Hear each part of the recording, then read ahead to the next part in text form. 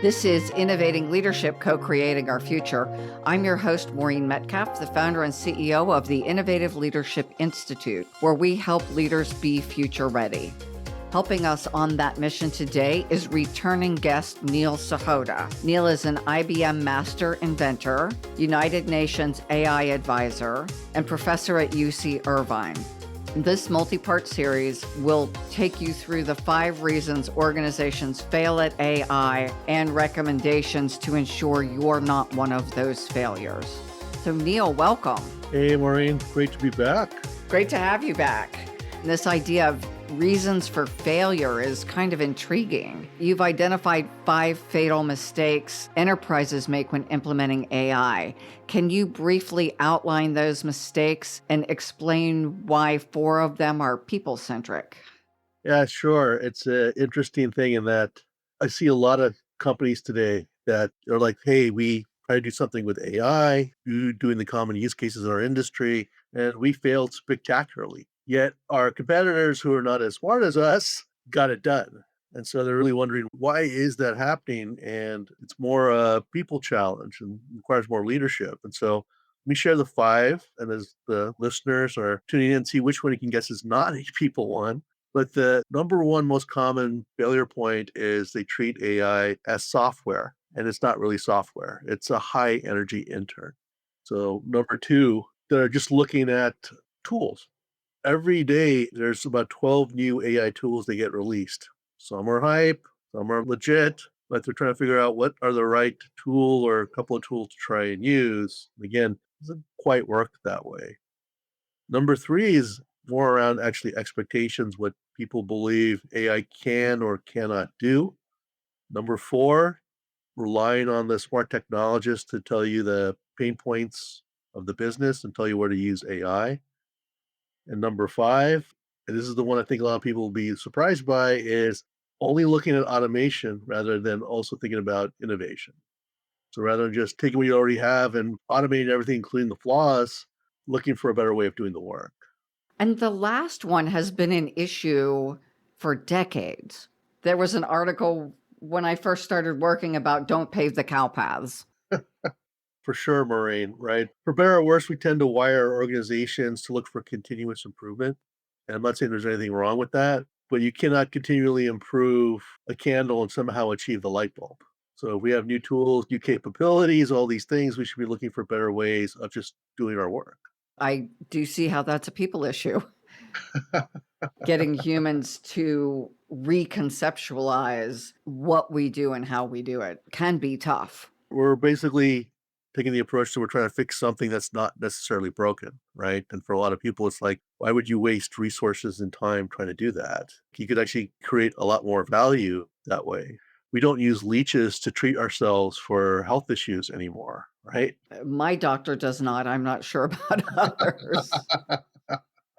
How are those people problems? Because some of them sounded technology centric. Let's start with the most common one first, then. Let's talk about the perception that AI is software, and it's really not. It's a high energy intern. And I get we're used to computers running a program. Program is just a set of instructions. So you have a hard coded path, exception paths, all these things. You don't really program AI, you teach it. You give it what we call ground truth, rules on how to make decisions. You give it data, you give it a human teacher. So that's how it learns and becomes competent. But the problem is everyone wants to buy a box, right? If I need help doing my taxes, I'm going to buy a software package that's good at tax preparation. If I need something that's going to help me manage paid time off and associated employee benefits, there's software packages to do that. So everyone's looking like, where's the AI software package that's going to do X for me? That's actually not how AI works. It's not software. You don't program it, again, like you teach it. So if you want to get the most out of AI, you have to think of it as a high energy intern.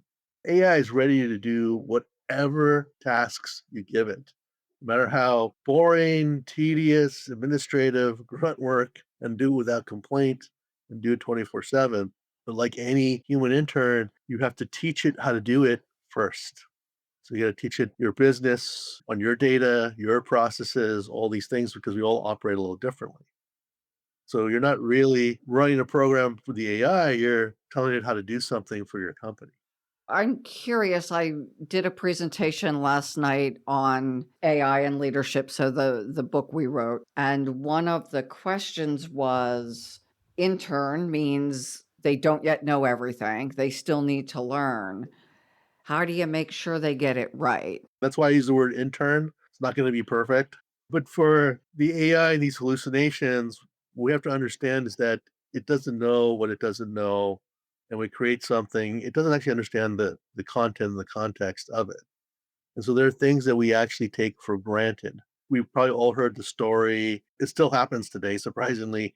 You get a lawyer, goes to like ChatGPT and says, give me 3 cases that support my case strategy that I can use in court. And you get these things and they don't check them. Well, the thing with AI is it doesn't understand intuitively that when you ask for a supporting case and use it as a precedent, it has to be true, right? It doesn't actually know that. So when you ask it with a prompt saying, give me 3 cases that support my case strategy, it's going to create 3 perfect cases as precedent. Anything AI does should be considered a draft, right? Much we review an intern's work, the same thing we should be doing with AI. One of the things that strikes me is we think we're training it. It is also training us to be more precise in our inquiry. So give me 3 accurate, well tested cases. And then it's a management issue, it's a leadership issue. I wouldn't have my junior associate or my intern go prepare my legal case and not review it and stand up in court. That just seems like bad practice. And I think that's part of the challenge that we still think of AI as a computer, as software. So it's like if it gives me an output, it must be accurate, right? It must be true because it's following some path. It's doing a calculation, and it's like again, it's not software; it's an intern. Interns are going to make mistakes. Right? AI is not perfect. Our data is flawed, and it has human teachers, and we're not perfect. The goal is that the person using the machine is more accurate than just the person or just the machine. So it is the human machine hybrid. Yeah, we call that hybrid intelligence. We talk about what's the future of work, where are we going in terms of like leadership and management, it's towards hybrid intelligence. Look, we know that AI is going to be better at us looking at millions of variables and scenarios and math and all these things, but there's a lot of things that people are much better than AI. First of a kind situations, creative thinking. And we've seen this. It's the person using AI is far more effective. That's why when people ask me, is AI going to take my job? I'm like, no, but the person using AI will take your job. Right. I like into this and I find unfortunately it's becoming a dying example, but chess. If you're a human being, you play against an AI chess player, your odds of winning are 1 out of 1 million. However, a human teamed up with an AI chess player, just playing against an AI chess player, wins 9 out of 10 times. Interesting. We will see the AIs continue to learn. So at some point, they may be smarter than us, either at specific tasks or agents at bigger tasks. Well, there's some things AI is better than us that we find surprising. I mean, that's failure point number 3 there. We'll get to that, but the honest truth is the AI won't be able to do things unless we're able to teach it. And like one of the things we have not been able to figure out is how to teach creative thinking. The AI is never going to be good at creative thinking because we don't know how to actually teach that. Ourselves, sometimes we're not really the best creative thinkers either. So if we can't teach ourselves, how are we going to teach the machine? I wonder if at some point the machine figures out how to teach the machine, but that's a maybe different topic. You're getting the whole thing about now AI interacting with AI in the near future. I mean, you're going to have an AI assistant, and some AI sales bot's going to try and convince your AI assistant to buy something. So what you're telling me is my password vault should be my head, not some separate AI system? Might be a good idea. Okay, so what was number 2? Number 2 is this whole idea of tools. We hear about all these companies, they're all doing AI. Some of it, like I said, is hype. Some of it is not really AI. Some of it doesn't really quite work the way it's promised, and some of it is legitimate. And on average, there's about 12 new tools that come out every day. How to even parse through this. I'm a big believer of not reinventing the wheel. But it's not a question of just mix and matching tools together to get you what you need, right? Again, because you have to teach the AI, there's some level of customization. Back in the day, we're doing some work with H&R Block. They were looking at things like, could AI help us, with tax preparation? Kind of looking at the data. About 70% of tax returns are fairly the same. So it's a good use case for AI.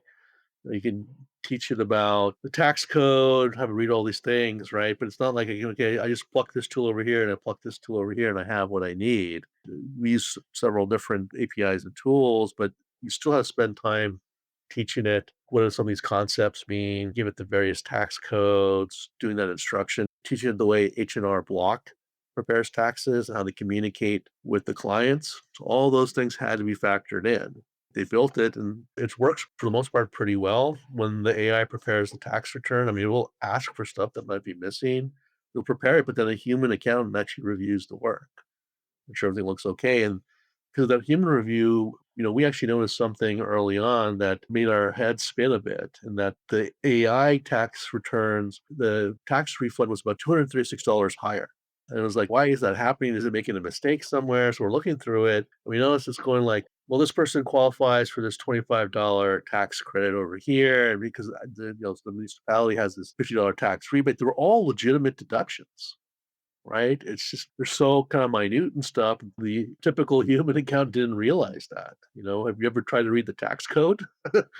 You got federal, state, municipal. If you have insomnia, I recommend it. But because it remembers every line of that tax code, every time it changes, it knows what people are actually eligible for. So we can actually catch and aggregate a lot of these small things, which is why those people were getting a slightly higher tax refund. So, to your point, there are things it already does better. Yeah, I mean, it's catching that level of details. Eidetic memory, it's going to remember everything in the tax code, the tax laws. There's no human that can do that. One of the things I take away from this then is 12 new programs a day or a minute. Having someone who is an expert in AI and probably the industry and what's coming out related to my industry would be very helpful rather than me trying to keep up on it. I would say there's two things you can do, especially as a non-technical person. If you're looking at a vendor or tool, number one, is there anybody on their team that has domain experience? Mm. Someone's trying to sell you a AI marketing tool. Does anybody on their core team there actually do marketing? Is that actually their background? Because if it's not, how do they know? Give you an example of this. Ironically, Meta has been burned by this twice. First with Instagram, then with Facebook. They rolled out their new AI ad tools, and there were, you got some real estate agents trying to market properties, and the AI intentionally excluded certain groups, thinking like, well, either they couldn't afford it or whatever, something in there triggered the AI to do that. And so they got busted for redlining. There's Fair Housing Act, you cannot exclude people, any group of people from residential housing advertising. And so second time they get busted, they're like, oh my God, another huge fine. So they go to their engineers and like, how come you guys didn't account for redlining? And the engineers are like, what's redlining? They're smart technologists, but they don't understand the regulatory environment of the housing market. They don't know what their Fair Housing Act is. So it never entered into their mind to incorporate that as part of the teaching. They incorporated things they understood, like the software would weed out bullies, but not. Yeah, that's the problem. The number one thing I tell people is check they actually have the right domain expertise in the team. If they don't, there's no way they could have built an effective tool. The second thing I always say is, what was their training strategy? They should be able to share a few things on how they train the AI and general information about the training sets for the AI system, because you teach it with biased data, with flawed ground truth, the AI is going to make mistakes. It may take a while for those mistakes to surface, and at that point, you've done harm. And a great example of this, I'll go back in time a bit, but Amazon. Most people probably heard the story, but Amazon built an AI recruiting tool. I think they launched it in 2017, 2018, and it turned out that it was sexist. They took 10 years of hiring history and resumes, people they hired, didn't hire, success, right? But the thing they didn't really account for, and and again, it's maybe a little unconscious thing, but this is again where leadership becomes very important. Is if you look at Amazon's hiring history, they predominantly hired men for a variety of reasons we don't need to get into here. But the AI basically learned that what's the difference between some of these candidates, and it's not that, there's the genders on those resumes, but what it learned was that when men speak and write, they use certain types of words and women use different kinds of words. And so there's a difference in the language that I don't think people picked up on, at least consciously, but the AI did. That's how I was able to filter the resumes. As a result, if you're using words that women tended to use on resumes, it would deprioritize you Interesting. and thus created a sexist bias. So I should use an AI to edit all of my writing? But we're getting to the point now where I think everyone's generating their stuff with AI, so it's kind of hard to tell now, right? So it was only a short-term bias. I don't know about that, right? Because you're seeing more and more tools out there trying to screen out generated resumes and things that maybe there's a different kind of bias going on now. So what's number 4? Well, the tools was number 2.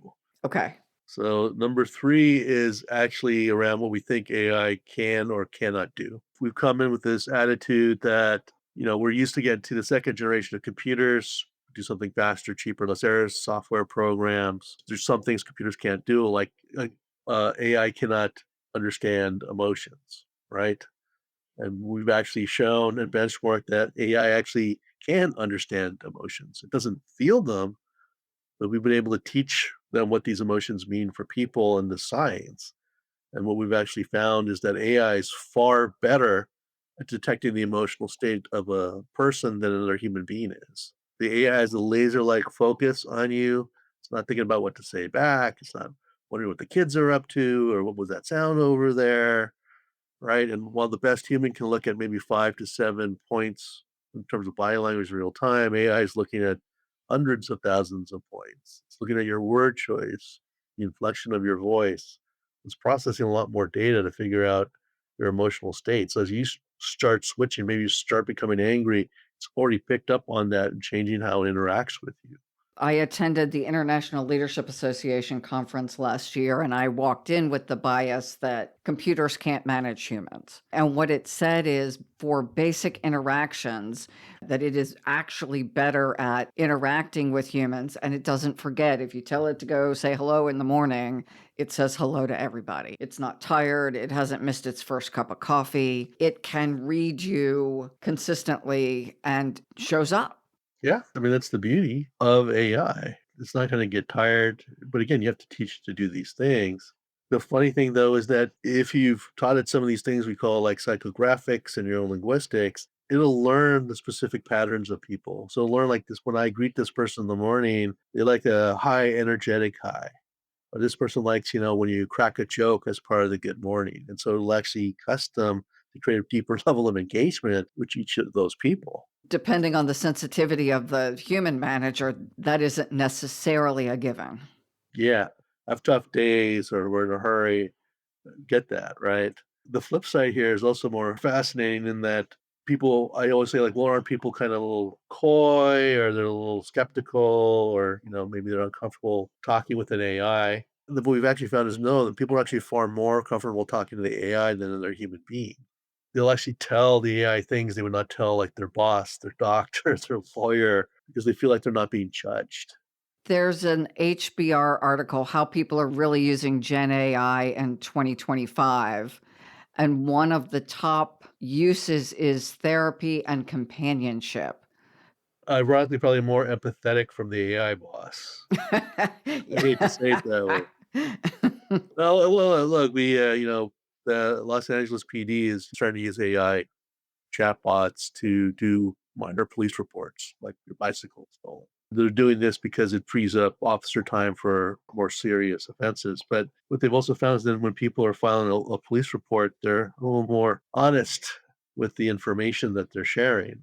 I think there was a case where some guy's car was stolen out of their driveway or something like that, and they're saying like this, and the AI is just like, "Well, his car door is locked," and the guy's like, I think I forgot to lock the car doors." Whereas if it was a human officer, they would probably never attest. Like, oh yeah, of course I locked my car door. I would never do such a stupid thing.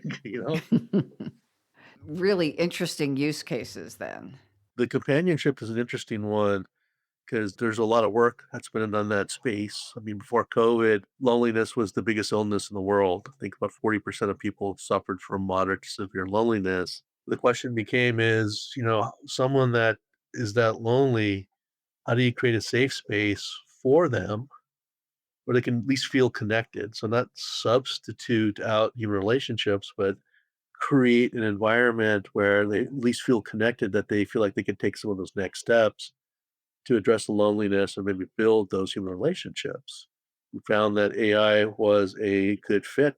These empathetic AI bots are now robots that are out there.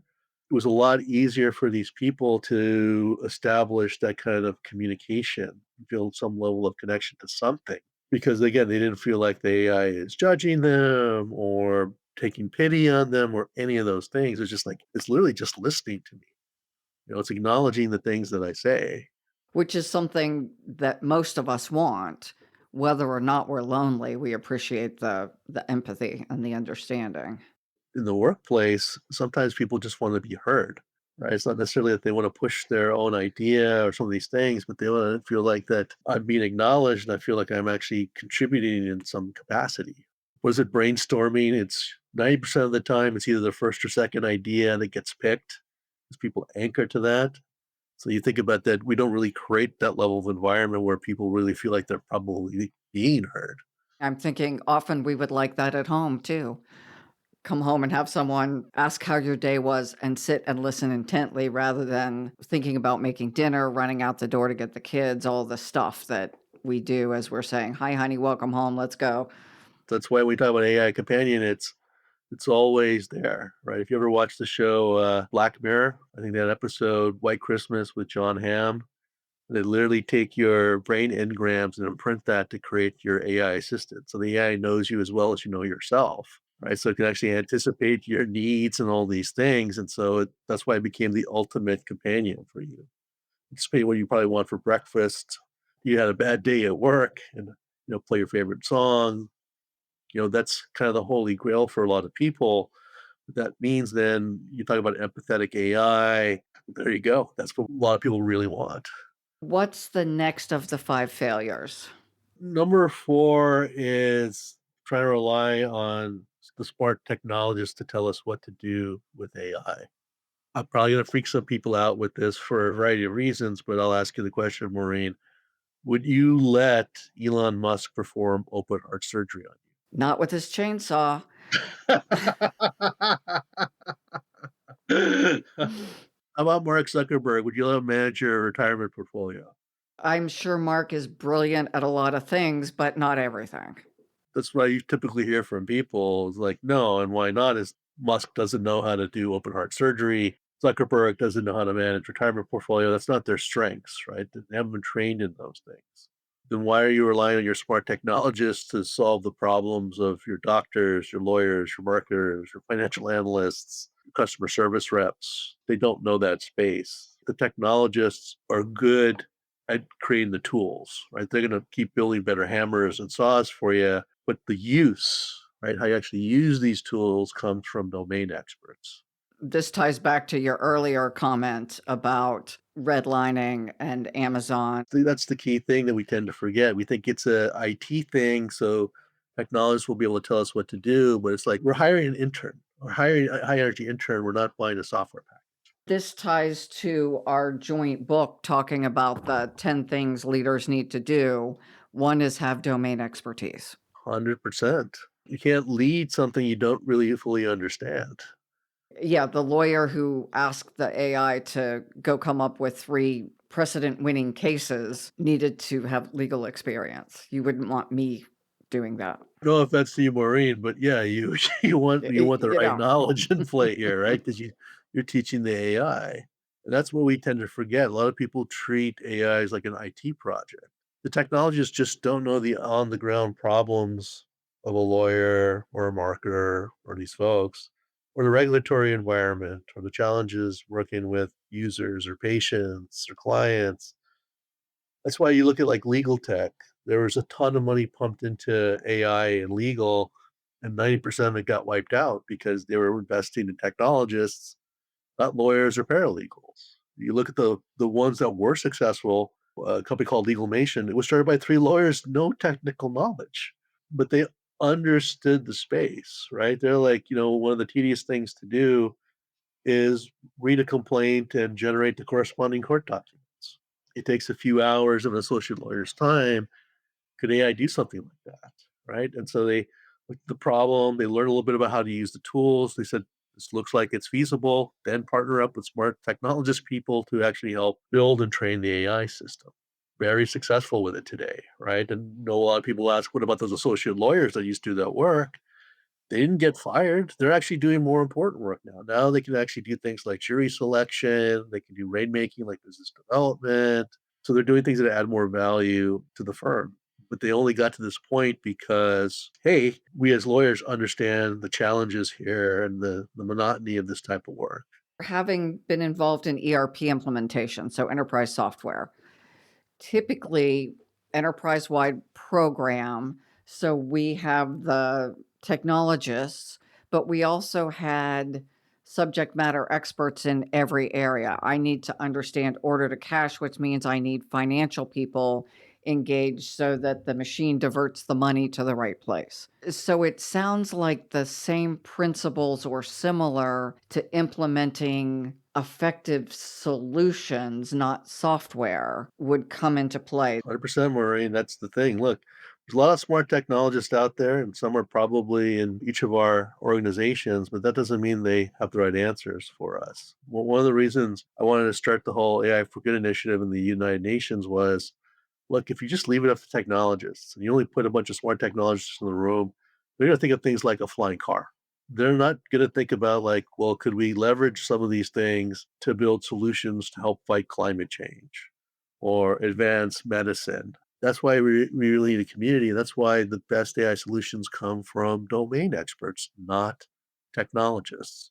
Let the technologists build the better hammer for you, but you, as a domain expert, a subject matter expert, have to learn how to use the hammer.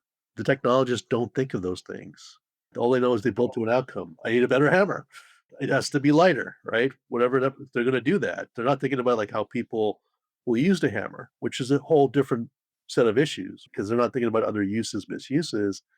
But again, that's on us as domain experts to also anticipate how these tools might be used.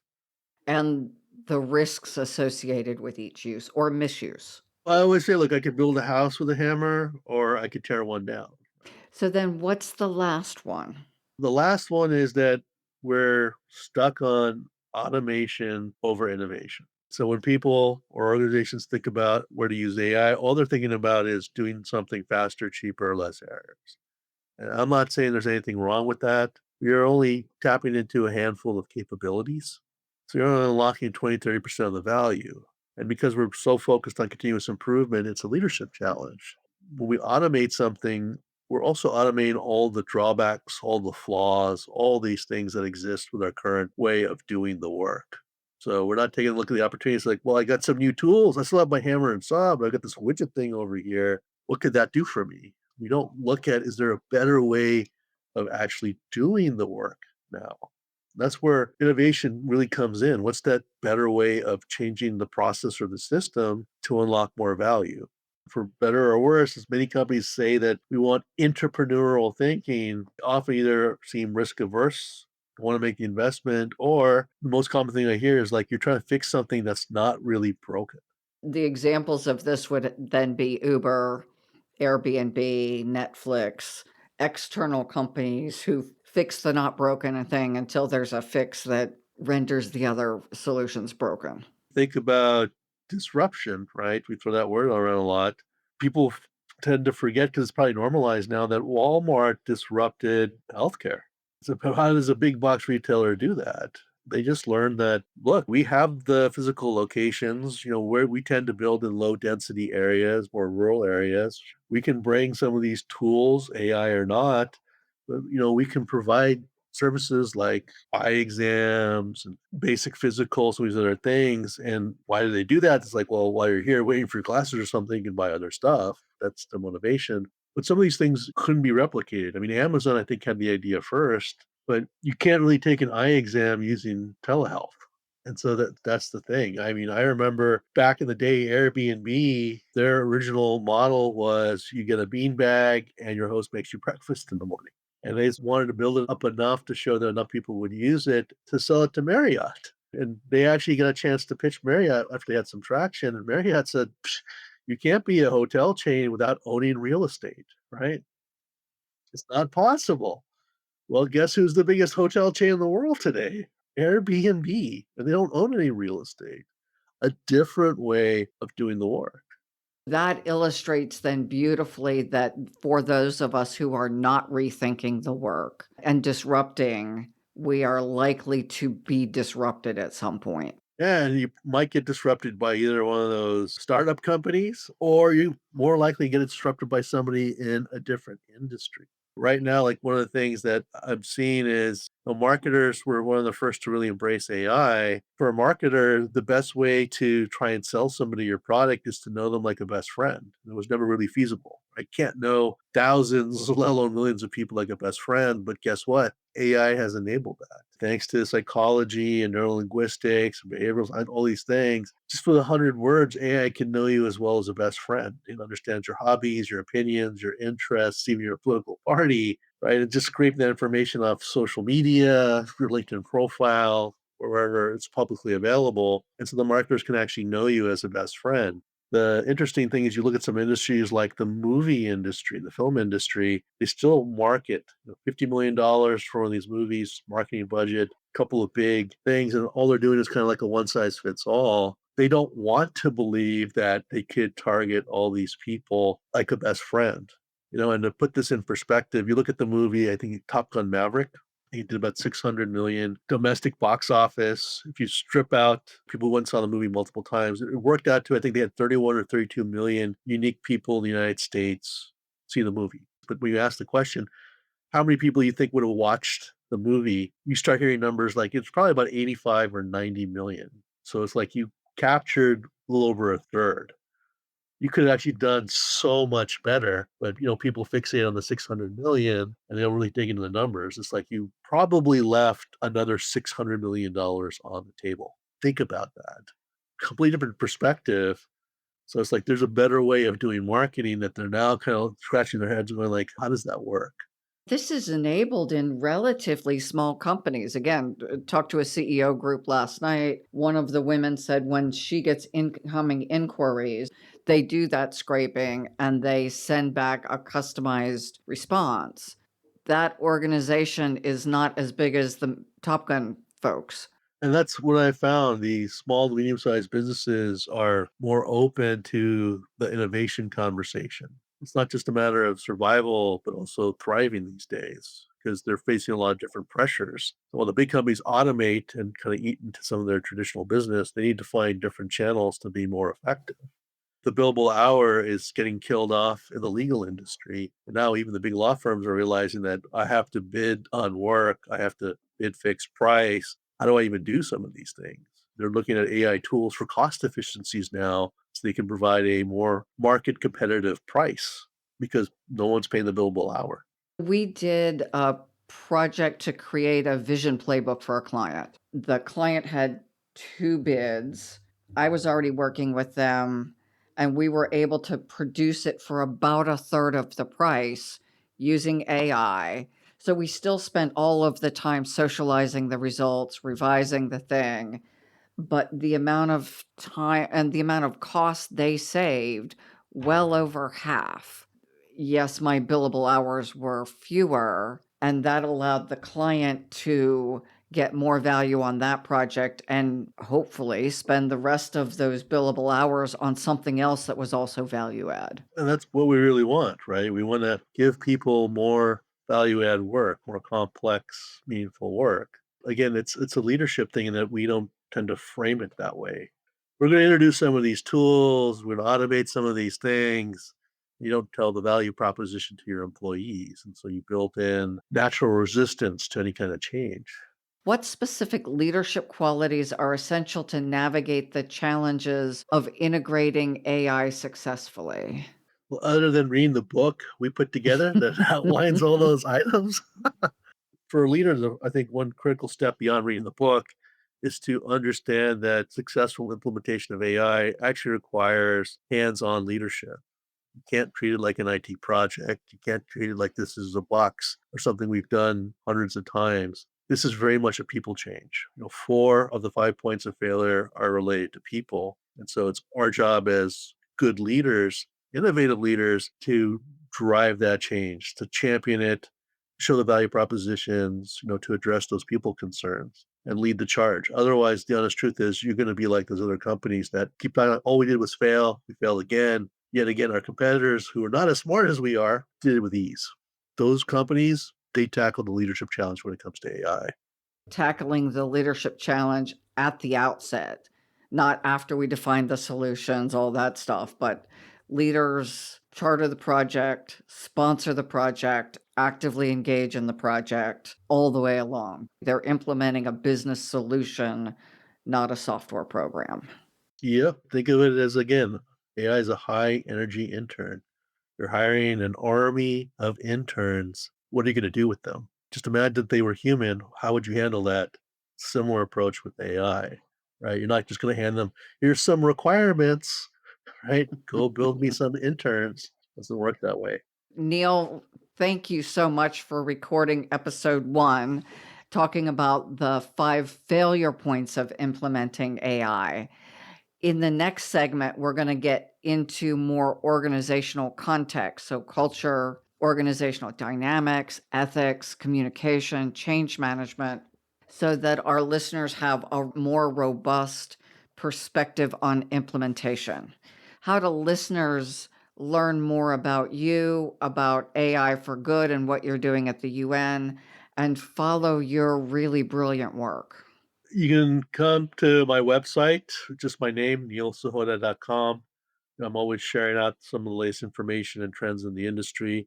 If you're looking for a lot more tactical help for your organization, please visit my Substack, which is just my name, Neil Sahota at substack.com. Or you can also follow me on social media. My work with the United Nations, we have a portal. Just Google United Nations AI for Good, and you'll find it quite easily. If you want to know the latest, greatest, and you want some things, best practices, I encourage you to check out both my website and my Substack. Thank you. And until next week. To our listeners, thank you for joining us today on Innovative Leadership Co-Creating Our Future. Are you interested in elevating the quality of your leadership? The Innovative Leadership Institute offers best-in-class leadership development, executive advising, and organizational transformation services. Send me a note at inquiries@innovativeleadership.com. The world's most successful leaders are created here.